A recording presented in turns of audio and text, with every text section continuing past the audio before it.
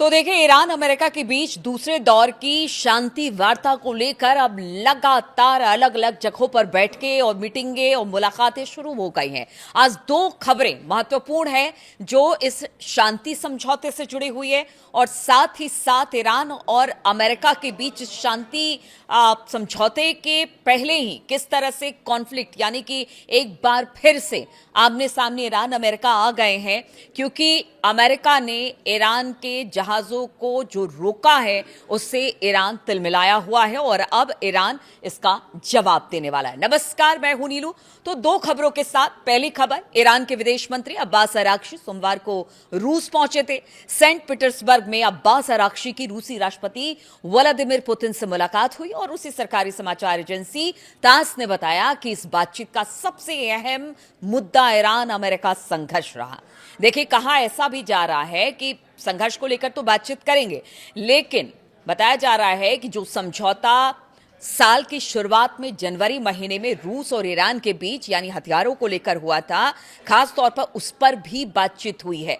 और ये बातचीत किस तरह से और क्यों लग रहा है कि अब जो पीछे जो काफी ज्यादा बातचीत हुई हथियारों को लेकर, लेटेस्ट जहाजों को, जो जंगी जहाज हैं या फिर फाइटर प्लेन्स हैं या वेपन्स हैं, उसको देने को लेकर क्यों आखिर ईरान को इसकी जरूरत पड़ गई है और रूस से इस पर बातचीत हुई है। और कहा यह जा रहा है कि अब रूस भारी तादाद में भर भर कर हथियार ईरान भेजेगा। देखिए, यह समझौता पहले हो चुका था, लेकिन उससे पहले बातचीत संघर्ष को लेकर क्या हुई है वो आपको बताते हैं, उसके बाद फिर हथियारों की बात भी हम करेंगे। तो इस दौरान जो बातचीत हुई, पुतिन ने आराक्ची से कहा है कि वो संप्रभुता के लिए, बहादुरी से लड़ने के लिए ईरान के लिए लोगों की प्रशंसा करते हैं। यानी उन्होंने तारीफ की है, प्रशंसा की है ईरान की कि आप लोगों ने जिस तरह से लड़ाई लड़ी है अब तक अपनी संप्रभुता के लिए, रूस जो है उनके साथ खड़ा है। और ये पहली बार रूस ने नहीं कहा है, रूस हमेशा से इस लड़ाई में खुलकर ईरान के साथ है। हालांकि चीन गाहे बकाहे बहुत खुलकर बयान नहीं देता है, लेकिन रूस ने शुरुआत से अपना स्टैंड क्लियर कर रखा है। उन्होंने ईरान को मदद का भरोसा दिलाया है। राष्ट्रपति पुतिन ने कहा कि रूस पश्चिम एशिया में शांति बहाल करने के लिए ईरान और क्षेत्र के अन्य देशों के हित में हर संभव प्रयास करेगा। यानी वो ईरान के साथ भी है, शांति की बात भी करता है और जरूरत पड़ी तो इस लड़ाई की दिशा और दशा भी तय कर सकता है। पुतिन ने यह साफ कर दिया। पुतिन ने आराक्ची से कहा कि हम वो सब कुछ करेंगे जो आपके और इस क्षेत्र के लोगों के हितों की सेवा करता हो, ताकि यह सुनिश्चित किया जा सके कि जल्द से जल्द शांति स्थापित हो जाए। यानी शांति की बात रूस हमेशा से करता रहा है और उसका कहना है कि देखिए, पहले भी वो कह चुका है, जब स्थिति बहुत ज्यादा बिगड़ गई थी, बीच में जबरदस्त हमले हो रहे थे एक दूसरे के ऊपर, यानी अमेरिका, इजराइल और ईरान में हमले हो रहे थे, उस वक्त भी कहा था कि देखिए, मिडिल ईस्ट में अशांति पूरे दुनिया में अशांति का कारण बन सकती है, इसलिए खत्म किया जाए। इसलिए इस बात पर भी पुतिन का खासा जोर रहा कि शांति यहां पर स्थापित हो। पुतिन ने कहा कि पिछले हफ्ते मुझे ईरान के सर्वोच्च नेता का एक संदेश मिला। मैं आपसे अनुरोध करना चाहूंगा कि आप उनके लिए मेरा हार्दिक धन्यवाद और उन तक पहुंचाएं और इस बात की पुष्टि करें कि रूस भी ईरान की तरह अपने रणनीतिक संबंधों को जारी रखने का इरादा रखता है।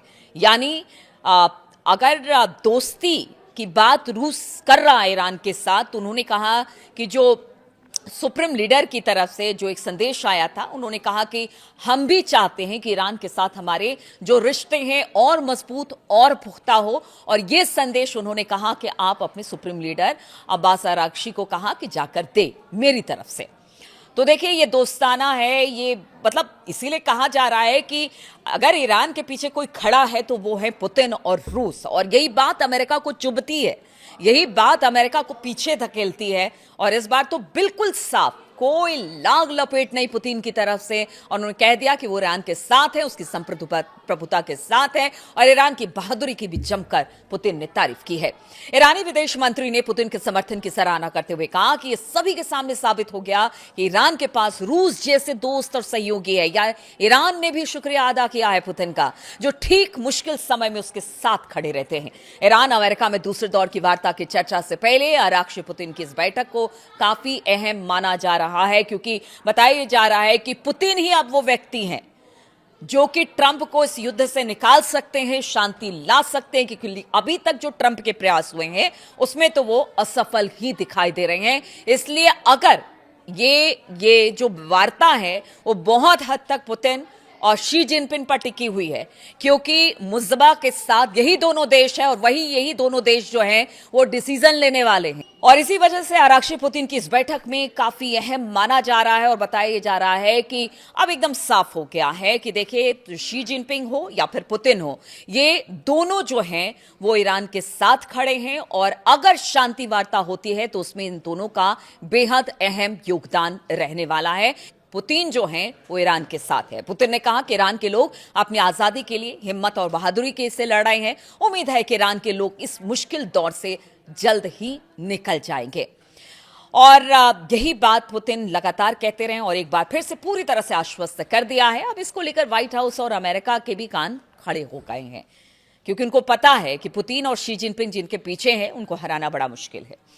ईरान की इस्लामिक रिपब्लिक न्यूज एजेंसी है IRNA ने बताया कि सेंट पीटर्सबर्ग पहुंचने पर आरक्षी का स्वागत रूसी अधिकारी और रूस में ईरान के राजदूत काजम जलाली ने किया। जलाली ने कहा कि आरक्षी का दौरा ईरान और रूस के बीच करीबी बातचीत का हिस्सा है, क्योंकि दोनों देशों के रीजनल और इंटरनेशनल मामलों पर एक जैसे नजरिए हैं। काजम जलाली ने कहा कि 28 फरवरी को लड़ाई शुरू होने के बाद से लगातार ईरान और रूस बातचीत उनकी हो रही है।